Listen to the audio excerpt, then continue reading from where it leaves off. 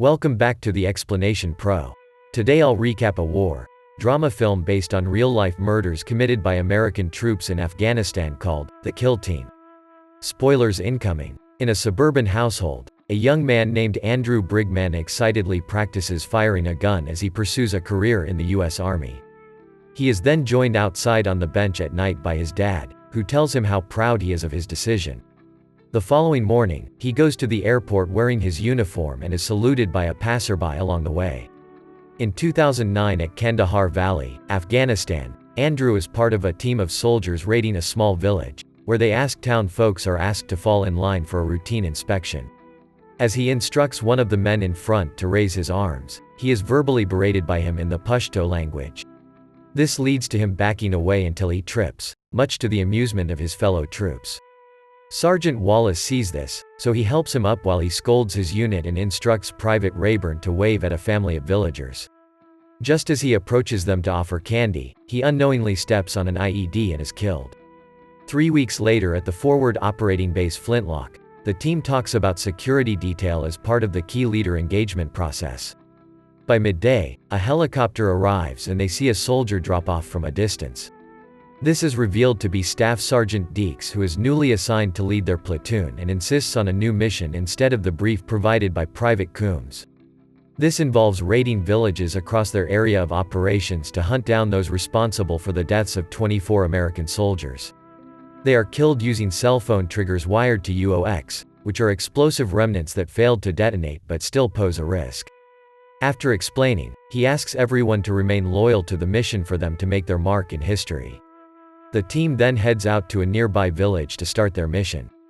Andrew rolls up his sleeves and gives a wave to some Afghan locals, where Sergeant Deeks questions his friendly behavior. Later that day, the pair spot a home the sergeant is targeting. As he tries to loudly draw some attention from there, gunshots are fired and the whole team ducks for cover. They immediately raid the house and find a family cowering in fear, with the man of the house protesting in Pashto that there is no shooter. He doesn't calm down as Andrew instructs him to get on the floor, so he hits him hard with his gun. After the raid, Coombs commends him for his brave actions. Back at the base at night, Andrew visits Sergeant Deeks in his tent and witnesses him talking to his son through video chat. He apologizes for the sudden intrusion and informs him about putting together a list of IED attacks, where he expresses interest to become the team leader of his squad. Later, the sergeant visits the barracks as the squad enjoys a pipe of hash, which he takes from Private Wepler. Instead of confiscating it, he tells them to get a better supply from his contact Darwish at the Anna camp, much to their surprise. The next day, the squad does some exercises when the sergeant walks in. The group then notices his legs filled with skull tattoos as he does his bench presses. This leads to them talking about it in the shower room, where Sergeant Brewer mentions that they symbolize each kill he has done: 6 red skulls from Iraq and 6 blue ones from Afghanistan. He tells them about a time he was with the sergeant in Ramadi for checkpoint duty when he guns down a car with an Afghan family inside. With everyone dead, he inspects the trunk and discovers a suitcase filled with hundreds of pounds of homemade explosives that would have killed off the whole platoon if detonated. He reinstates the fact that they need Deeks to hunt down these enemies. Outside, the sergeant grills some steaks for the platoon and hands out dirty magazines. He later debriefs his squad for the day's mission and announces the new team leader as Andrew, provided he beats Specialist Marquez in a fight and put him on his back. The brawl is not in his favor as he gets overpowered easily, so he decides to lick his opponent's ear to back off, and he immediately pounces on him and pins him down for the win. Without a word, the sergeant looks at him and walks away as the squad cheers. After that, he calls his dad and excitedly tells him about his new position.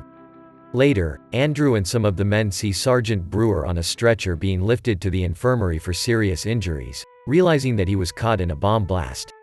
He then looks for Sergeant Deeks and informs him about the clearing operations on the blast site, with Afghan police trying to locate the bomber. He then finds out that Brewer succumbed to his injuries a while ago, which angers him. The sergeant takes him to a trailer where Bravo Company had captured a local who they suspect to know who planted the bombs. He is then asked to torture the man for information alone, to which he refuses. The following day, the squad is having their lunch whilst talking about the same man yesterday, when he learns that Rayburn had beaten him up. He goes to visit the sergeant at his office at night but stops when he sees him give Rayburn an unknown package. Another operation commences and Sergeant Deeks tells the men to search each village for IED circuit boards and wires except Andrew, who stays with the vehicle. Local children approach him for candy despite him not having any in his pockets, and they proceed to playfully touch his gun. Just then, an explosion is set off from a distance and he rushes toward the village to find a dead young man. Overhearing the conversation of the troops, they claim to the sergeant that the boy tried to attack them with a grenade, prompting them to shoot him. The father of the boy is immediately called in and he breaks down in horror as he sees his son laying dead. They then go back to their base and celebrate their victory with some hash in their tent, much to Marquez's disapproval. Andrew steps out for air thinking about the events that unfolded earlier. Seeing him, the sergeant approaches him and takes him for a walk. He proposes that he do desk work from now on like his father, but he insists on staying in the platoon and having no problem killing people. He goes about his business and meets with Rayburn, who is smoking, to which he grabs a cigarette as well. He then asks about what it was like to kill the boy. Rayburn replies and talks about using a conscious round, which in theory, a rifle loaded with one allows each shooter to fire straight, believing that they might not be individually responsible for taking a person's life. The next morning, Andrew goes back to the tent and sees Rayburn still asleep, so he takes this opportunity to peek inside the package that the sergeant gave to him 2 nights before. He discovers a hand grenade, which makes him ponder more about the innocence of the boy and that he might have been set up to die. Later, he drops by the gym area while Rayburn lifts weights to get his signature for the incident report. He then asks about how he was able to identify that boy was holding an RGD from 50 miles away. He doesn't explicitly give an explanation for this, so he leaves and requests an audience to the captain of their infantry, to which a soldier points out his office after the copier gets fixed. As he reaches the command post, he pauses as he sees Sergeant Deeks walk away, and there he comes up with another idea. Back in his tent at night, Andrew gets on his laptop and immediately messages his father on a chat line. He exposes everything about the murder of the local boy and prompts his father to call the Criminal Investigation Division, CID, to investigate further. While queuing in the mess hall, the team talks about the whereabouts of Sergeant Deeks, to which Rayburn mentions that CID had contacted him and brought him in for questioning on the incident. Specialist Marquez runs into Andrew and tells him the sergeant is furious and summons him. He goes to the sergeant's room as he is invited to play a video game with him. As they play around, the sergeant asks him to come to him directly if there are any issues, which he appreciates but leaves him unnerved. Later, while doing some preventive maintenance checks, Andrew gets called by Coombs for a team meeting about exposing the person who gave away info to the CID. Though very hesitant, he is forced to attend and discovers Specialist Marquez bloodied and continuously beaten up by Sergeant Deeks, who believes he was the traitor. With Marquez now hospitalized, Andrew begins to realize the gravity of what he had done and calls his father in the middle of his sleep to stop calling the CID, because the sergeant will eventually find out the truth. The phone line then breaks up as he tries to explain to him his next move. Moving to another village in the valley, the squad continues their raids. Rayburn interrogates a civilian as Andrew escorts the civilian's wife back into their home. He calmly asks her to sit as he peeks through the door and sees her husband get shot down by Rayburn, while Sergeant Deeks plants an AK-47 next to him to make it appear as if he fought back. His wife and son then rush outside in total anguish as the man is dying, leaving Andrew disillusioned and continually questioning their mission in his mind. Local trackers then lead the squad to the location of an IED buried in the ground. Back at the base, as his team watches drone footage, Andrew communicates again online with his father. He tells him about what happened, to which he pleads for him to leave the platoon as he witnessed some murdered. The conversation is abruptly cut off as he is offered popcorn by Rayburn. He then leaves to sneak inside Sergeant Deeks' office and finds a bag of weapons, but he gets caught by him as he brushes his teeth. He insists to him that the man who was killed did not deserve to die and that he doesn't want to be a part of the mission. To the sergeant, the people in the village are co-operators of the jihadists. And so he apologizes for his total honesty towards the situation. The next day, the team brings Andrew to a shooting range. As they run out of ammo from shooting some rounds, Rayburn asks him to get the targets. He nervously walks toward them. He flinches when he hears a gunshot and the soldiers laugh at him hysterically.